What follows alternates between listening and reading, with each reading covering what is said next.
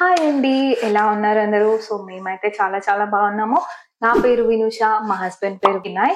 మీరు కనుక మా ఛానల్‌ని ఫస్ట్ టైమ్ విజిట్ చేస్తున్నట్టయితే మేము యూకేలో information videos, life style videos అన్నీ చేస్తూ ఉంటాము. సో, మీకు కనుక మా ఛానల్‌లో వీడియోస్ నచ్చినట్టయితే సబ్స్క్రైబ్ చేయండి, లైక్ చేయండి అండ్ షేర్ కూడా చేసుకోండి. సో, మీరు కనుక లాస్ట్ వీడియో చూసినట్టయితే మేము ప్రెగ్నెంట్ అని రివీల్ చేసాం కదా. సో దాని తర్వాత మనకి అపాయింట్మెంట్స్ ఎలా వస్తాయి, స్కాన్స్ ఏమేమి ఉంటాయి, అండ్ ఇక్కడ మెటర్నిటీ లీవ్ గురించి ఏంటి, ఎలా కనుక్కోవాలి, మన ఆఫీస్ లో ఎలా చెప్పాలి, ఐ మీన్ లైక్ మన కంపెనీలో మన వర్క్ ప్లేస్ లో ఎలా ఇన్ఫార్మ్ చేయాలి ఏంటి అనేది కొన్ని ఇంపార్టెంట్ టాపిక్స్ ఇవాళ మనం డిస్కస్ చేద్దాము.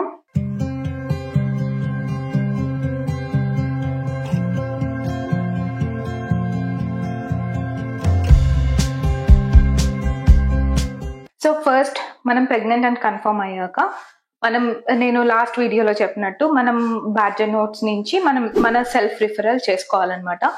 ఆ సెల్ఫ్ రిఫరల్ మన ప్రిఫర్డ్ హాస్పిటల్ కి వాళ్ళ వెబ్సైట్ లో ఉంటుంది అండ్ అక్కడి నుంచి మనం సెల్ఫ్ రిఫరల్ చేసుకోవాలి. అండ్ సెల్ఫ్ రిఫరల్ చేసుకున్నాక మనకి 12 వీక్స్ నుంచి 14 వీక్స్ లోపల ఫస్ట్ అపాయింట్మెంట్ వస్తుంది. బట్ ఈ లోపల కనుక మీకు ఏమైనా ఎమర్జెన్సీ ఉంటే, లైక్ ఎనీ పెయిన్ కానీ, బ్లీడింగ్ కానీ, లేదా సివియర్ సిమ్టమ్స్ ఉన్న వామిటింగ్స్ కానీ, లేదంటే ఇంకేమన్నా సిమ్టమ్, హెడ్ ఏక్స్ కానీ, లేకపోతే హై బ్లడ్ ప్రెషర్ కానీ, ఇలాంటి ఏమైనా సిమ్టమ్స్ ఉంటే మనం డైరెక్ట్ గా ఎమర్జెన్సీకి వెళ్ళొచ్చు. సో లైక్ మన ప్రిఫర్డ్ హాస్పిటల్ ఎమర్జెన్సీకి వెళ్ళొచ్చు అనమాట. సో ఎమర్జెన్సీకి వెళ్తే వాళ్ళు మనల్ని చెక్ చేస్తారు. సో మేము అలానే వెళ్ళాము. సో మాకు అపాయింట్మెంట్ ఫస్ట్ స్కాన్ వచ్చేటప్పటికి 8 to 9 వీక్స్ అనమాట. సో యాక్చువల్లీ ఫస్ట్ స్కాన్ ని డేటింగ్ స్కాన్ అంటారు. ఆ డేటింగ్ స్కాన్ ఏంటంటే మనం కౌంట్ చేసుకునే వీక్స్ అండ్ మంత్స్ కొంచెం డిఫరెంట్ గా ఉంటాయి. అండ్ వాళ్ళు కరెక్ట్ గా స్కాన్ చేసి బేబీ లోపల హార్ట్ బీట్ అన్ని చెక్ చేసి వాళ్ళు కరెక్ట్ గా మన due date, estimated due date అనేది వాళ్ళు కరెక్ట్ గా ఇస్తారు. సో దాన్ని డేటింగ్ స్కాన్ అంటారు. ఫస్ట్ స్కాన్ డేటింగ్ స్కాన్, అది నార్మల్ గా 12 to 14 వీక్స్ లోపల ఉంటది అనమాట. సో ఆ డేటింగ్ స్కాన్ లో ఫస్ట్ మనకి బేబీ హార్ట్ బీట్ చూస్తారు అండ్ లోపల అంతా మనకి ఎలా ఉంది, లైక్ సాక్ ఎలా ఉంది ఏంటి అనేది మొత్తం చూస్తారనమాట. అండ్ మన బ్లడ్ ప్రెషర్, కార్బన్ మోనాక్సైడ్ అవన్నీ కూడా చెక్ చేస్తారు. మనం రిజిస్టర్ అయ్యేటప్పుడు మన వెయిట్ ఎంత, లేకపోతే ఇప్పుడు ఏమైనా వెయిట్ గెయిన్ ఉందా, అవన్నీ చెక్ చేస్తారనమాట. దాని తర్వాత 20 వీక్స్ స్కాన్ అంటారు. 20 వీక్స్ స్కాన్ ఏంటంటే అది బేసికల్లీ మదర్ స్కాన్ కాదు, అది ఓన్లీ బేబీస్ కి స్కాన్ అనమాట.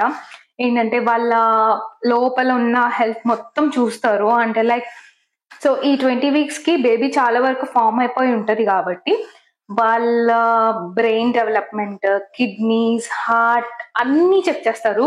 లైక్ క్రోమోజోమల్ డిఫెక్ట్స్ ఏమైనా ఉన్నాయా, లేకపోతే ఏమైనా డౌన్ సిండ్రోమ్ ఉందా, లేకపోతే ఇంకేమైనా ఉన్నాయా ఏంటి అనేది మొత్తం చెక్ చేస్తారు. అండ్ మొత్తం చెక్ చేసి వాళ్ళు మనకి రిపోర్ట్ ఇచ్చాక అప్పుడు వాళ్ళు మనల్ని లో రిస్క్ లోనా, లేకపోతే మీడియం రిస్కా, లేకపోతే హై రిస్కా అనేది ట్రాక్ చేస్తారనమాట. దాన్ని బట్టి మనకి నెక్స్ట్ ఫాలో అప్స్ ఉంటాయన్నమాట. సో దాంట్లో ఏమన్నా క్రోమోజోమల్ డిఫెక్ట్స్ ఉన్నా, లేకపోతే ఇంకేమన్నా కొంచెం హై రిస్క్ లో ఉన్నా కానీ మనకి ఇంకా ఎక్స్ట్రా టెస్ట్లు, ఎక్స్ట్రా స్కాన్స్ ఇస్తారంట. సో అవన్నీ మాకు అంత డీటెయిల్ గా తెలీదు, బికాస్ మనంతా నార్మల్ గా వచ్చింది. అండ్ వాళ్ళు ఇంకా అప్పుడు ఫిక్స్ అయిపోతారు వీళ్ళకి మిడ్ వైఫ్ లెడ్ కేర్ ఉండాలా, లేకపోతే ఏదైనా సెపరేట్ డాక్టర్స్ కేర్ ఉండాలా అనేది. అండ్ అప్పుడే ఆ 20 వీక్స్ స్కాన్ లోనే మనకి షుగర్ టెస్ట్ అపాయింట్మెంట్ కూడా ఇస్తారనమాట. ఎందుకంటే గెస్టేషనల్ డయాబెటీస్ అనేది ఇక్కడ చాలా కామన్. సో అందరికి షుగర్ టెస్ట్ చేస్తారు. యాక్చువల్లీ అది 28 నుంచి 32 వీక్స్ లోపల చేస్తారంట. కాకపోతే మన రిస్క్ ని బట్టి మనకి అపాయింట్మెంట్ చేస్తారు. సో యాక్చువల్లీ మాకు 28 వీక్స్ కి అపాయింట్మెంట్ వచ్చింది షుగర్ టెస్ట్.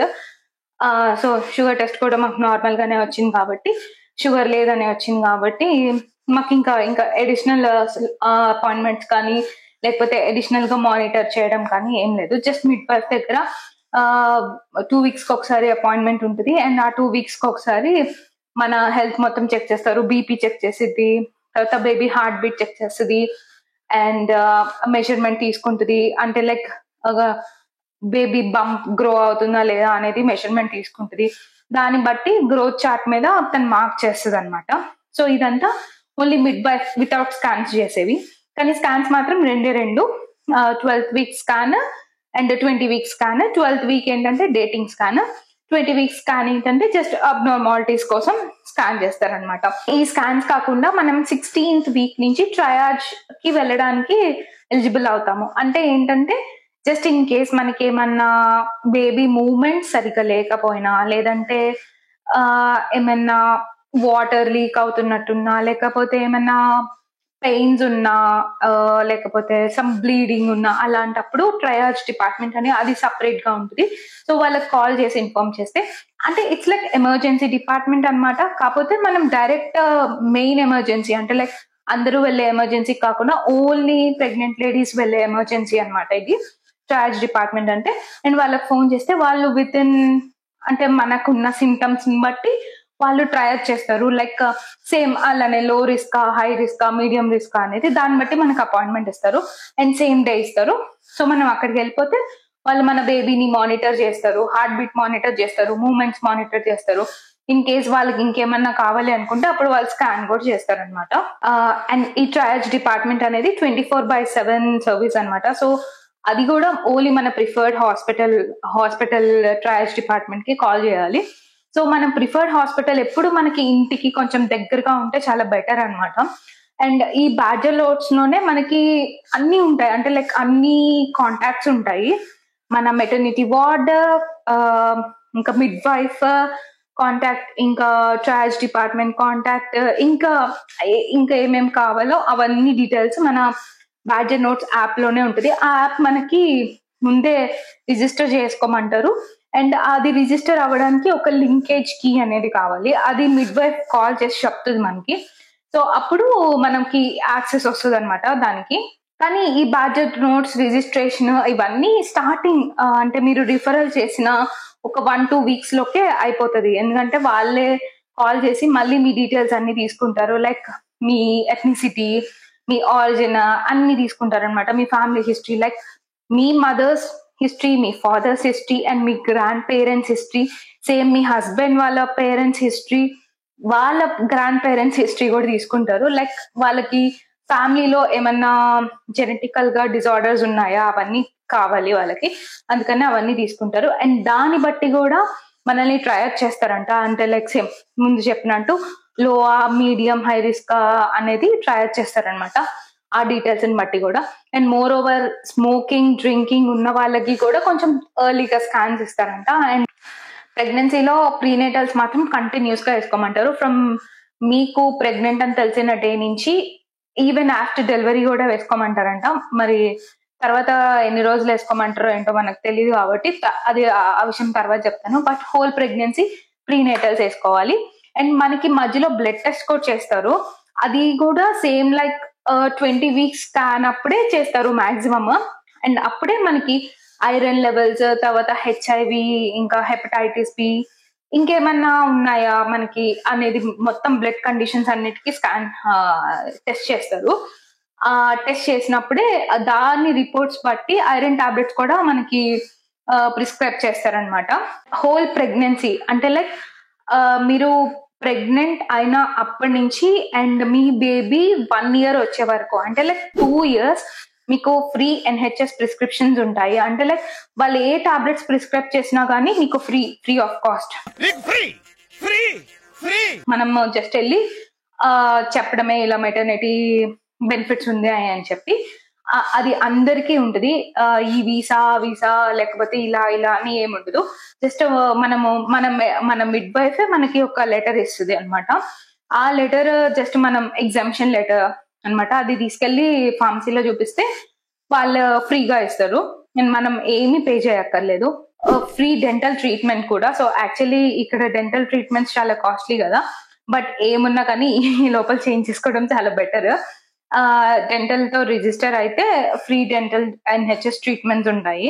కానీ అవి ఎంత వరకు డెంటల్ ట్రీట్మెంట్ చేస్తారు, అందులో ఏమేమి కవర్ అవుతాయి అనేది మాకు అంతగా ఐడియా లేదు. బికాస్ మేము రిజిస్టర్ అయ్యాం కానీ ఎప్పుడు డెంటల్ ట్రీట్మెంట్ కి వెళ్ళలేదు. బట్ నాకు ఉంది, నెక్స్ట్ అపాయింట్మెంట్ ఉంది డెంటల్ కి. అప్పుడు ఏమేం కవర్ అవుతాయి ఏంటి అనేది అది ఇంకో బ్లాగ్ లో క్లియర్ గా చెప్తాను. సో ఈ స్కాన్స్ కి కానీ లేకపోతే మనం వెళ్ళిన ఎమర్జెన్సీకి కానీ దేనికైనా ఏమీ మనం పే చేయక్కర్లేదు. మొత్తం NHS ఇన్సూరెన్స్ లోనే కవర్ అయిపోతుంది. NHS కి మనం పే చేస్తాం కాబట్టి మొత్తం అంతే కవర్ అయిపోతుంది. అండ్ డెలివరీకి కూడా £1 కూడా ఎవరు ఏమీ పే చేయక్కర్లేదు. మొత్తం ఫ్రీ ట్రీట్మెంట్ అన్నమాట. అండ్ ఒక్కొక్కరికి విటమిన్ డి చాలా తక్కువ ఉంటుంది అని చెప్పి విటమిన్ డి కూడా ప్రిస్క్రైబ్ చేస్తారు. సో మనం వేసుకోవాల్సిందల్లా prenatals, iron tablets and vitamin D tablets, ఈ 3 వేసుకోవాలి. అండ్ ఐరన్ టాబ్లెట్ అనేది మన బ్లడ్ లో ఐరన్ లెవెల్స్ ని బట్టి వాళ్ళు ప్రిస్క్రైబ్ చేస్తారు, అందరూ వేసుకోక్కర్లేదు.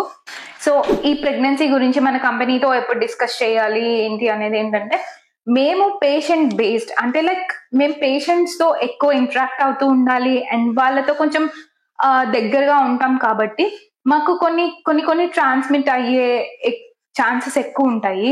సో మనం ఏంటంటే కొంచెం ఎర్లీ స్టేజెస్ లో చెప్తే మన వర్క్ లోడ్ కొంచెం తగ్గించుకోవడానికి కానీ, లేకపోతే జస్ట్ ఇన్ కేస్ ఎవరన్నా పేషెంట్ కొంచెం ఇలా కోవిడ్ ఉన్న పేషెంట్ లేకపోతే ఫ్లూ ఉన్న పేషెంట్ ఉన్నారు అంటే అక్కడ వాళ్ళు నోటిఫై చేస్తారు బయట నర్స్, సో లోపల డాక్టర్ ప్రెగ్నెంట్ ఉమెన్, సో కొంచెం మీరు మాస్క్ పెట్టుకోండి, లేకపోతే లైక్ మిమ్మల్ని వేరే డాక్టర్ చూస్తారు, అలాంటివి ఇన్ఫార్మ్ చేస్తారనమాట.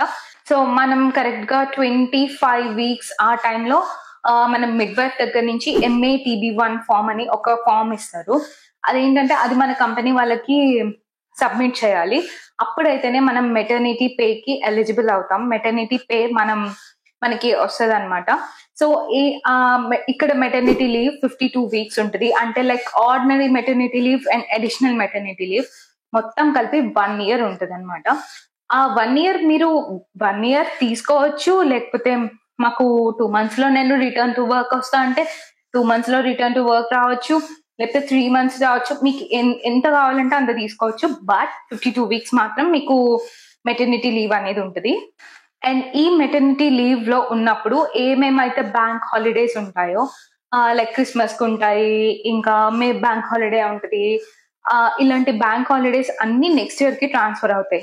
బట్ మా కంపెనీ పాలసీ ప్రకారం ఏ బ్యాంక్ హాలిడేస్ అయితే నెక్స్ట్ ఇయర్ కి ట్రాన్స్ఫర్ అవుతాయో అవి మన మెటర్నిటీ లీవ్ ఎండింగ్ డేట్ నుంచి తీసుకోవాలి. అంటే లైక్ ఫర్ ఎగ్జాంపుల్ నాకు 7 days of bank holidays next year కి ట్రాన్స్ఫర్ అయినాయి అని అంటే, సో ఫర్ ఎగ్జాంపుల్ ఇవాళ నా మెటర్నిటీ లీవ్ అయిపోయింది అంటే రేపటి నుంచి 7 days నేను అవి యాన్యువల్ లీవ్స్ లాగా అప్లై చేసేయాలన్నమాట. అండ్ అలానే ఈ ఇయర్ ఏవైతే యాన్యువల్ లీవ్స్ ఉన్నాయో అవన్నీ కూడా నెక్స్ట్ ఇయర్ కి ట్రాన్స్ఫర్ అవుతాయి. ఫర్ ఎగ్జాంపుల్ ఒక 10 days ఈ ఇయర్ యాన్యువల్ లీవ్స్ మిగిలిపోయినాయి, మీరు ఇవాళ నుంచి మెటర్నిటీ లీవ్ కి వెళ్ళిపోయారు, సో ఈ 10 days నెక్స్ట్ ఇయర్ కి ట్రాన్స్ఫర్ అయిపోతాయి. బట్ ఇది ప్రతి ఒక్క కంపెనీకి డిఫరెంట్ పాలసీ ఉంటుంది. సో మా కంపెనీ పాలసీ అయితే ఇది, లైక్ మీకు ఈ ఇయర్ లో ఎన్ని యాన్యువల్ లీవ్స్ అయితే మిగిలిపోయినాయో అవన్నీ నెక్స్ట్ ఇయర్ కి ట్రాన్స్ఫర్ అవుతాయి. కానీ మెటర్నిటీ లీవ్ అయిపోయిన నెక్స్ట్ డే నుంచే అవన్నీ అప్లై చేసేయాలి. లేదు నాకు 10 days ఉన్నాయి, నేను అవి నాకు ఇష్టం వచ్చినప్పుడు అప్లై చేసుకుంటాను అంటే కుదరదు. బట్ మెటర్నిటీ లీవ్ అయిపోగానే అప్లై చేయాలి. మళ్ళీ నెక్స్ట్ ఇయర్ లీవ్స్ అన్ని అవన్నీ కామనే. నెక్స్ట్ ఇయర్ లీవ్స్ నీకు 28 days ఉన్నా, 32 days ఉన్నా, ఎన్ని డేస్ ఉన్నా అవన్నీ మళ్ళీ అవి కామనే. అవి కాకుండా ఇయర్వి మాత్రం నెక్స్ట్ ఇయర్ కి ట్రాన్స్ఫర్ అవుతాయి. ఇంకా డిఫరెంట్ కంపెనీస్ డిఫరెంట్ బెనిఫిట్స్ అవన్నీ ఇస్తూ ఉంటారు. సో మనం కొంచెం ముందే మన కంపెనీతో మాట్లాడుకుంటే, అంటే లైక్ మన లైన్ మేనేజర్ తో మాట్లాడుకుంటే వాళ్ళు మనకు వచ్చే బెనిఫిట్స్ కానీ, లేకపోతే మనం ఎటువంటి పేపర్ వర్క్ చేయాలి ఏంటి అనేది వాళ్ళు ముందే చెప్తారు. మోస్ట్లీ మేము బయటకు వెళ్ళి వర్క్ చేసే వాళ్ళకి కొంచెం తొందరగా చెప్తే మనకు కొంచెం ఎక్కువ బెనిఫిట్స్ ఉంటాయి. అది వర్క్ ఫ్రమ్ హోమ్ ఓకే, కానీ ఈ మార్నింగ్ సిక్నెస్ ఉన్నా, లేకపోతే టైర్డ్ ఫీలింగ్ ఉన్నా వర్క్ ఫ్రమ్ హోమ్ కాదు, బయటకు వెళ్ళడం కాదు, ఏమీ చేయలేము. నేను ఫస్ట్ 4 months అసలు ఏమీ చేయలేకపోయాని, కానీ వర్క్ చేయాల్సి వచ్చింది. అండ్ వినయ్ అండ్ మా తమ్ముడు సరణ్ ఇద్దరు చాలా హెల్ప్ చేశారు నాకు. కుకింగ్ చేయాల, నేను ఏమీ చేయలేదు, మొత్తం ఇల్లు మొత్తం వాళ్ళే చూసుకున్నారు. సో మనం కొంచెం ముందు చెప్తే మనకు వర్క్ లోడ్ కొంచెం తగ్గుతుంది అన్న ఒక హోప్ తో కొంచెం ముందు చెప్పాలి. సో ఈ వీడియోలో అయితే కొంచెం మెయిన్ టాపిక్స్ కవర్ చేశాను అనుకుంటున్నాను. ఇంకేమైనా మర్చిపోతే నెక్స్ట్ వీడియోలో మళ్ళీ కవర్ చేస్తాను. సో నెక్స్ట్ వీడియోలో సెకండ్ ట్రైమిస్టర్ ఎలా జరిగింది, జెండర్ రివీల్ ఎలా జరిగింది ఏంటి అనేది నెక్స్ట్ వీడియోలో చూద్దాము. సో ఈ వీడియోకి అయితే ఏంటి అండి, మీకు కనుక ఏమైనా డౌట్స్ ఉన్నా, లేకపోతే ఇంకేమైనా పాయింట్స్ నేను మిస్ అయ్యాను అని అన్నా కామెంట్ చేయండి, లేకపోతే ఇన్స్టాలో మెసేజ్ చేయండి, మేము పక్కా రిప్లై ఇవ్వడానికి ట్రై చేస్తాము. సో నాకు తెలియని రూల్స్ ఇంకేమైనా ఉన్నాయి, ఇంకా మీ కంపెనీలో ఇలాంటివి ఉన్నాయి అంటే నాకు అది కూడా చెప్పండి. సో మేము కూడా తెలుసుకోవడానికి ట్రై చేస్తాము. సో ఈ వీడియో కనుక మీకు నచ్చినట్టయితే లైక్ చేయండి, షేర్ చేయండి అండ్ సబ్స్క్రైబ్ కూడా చేసుకోండి. Bye bye.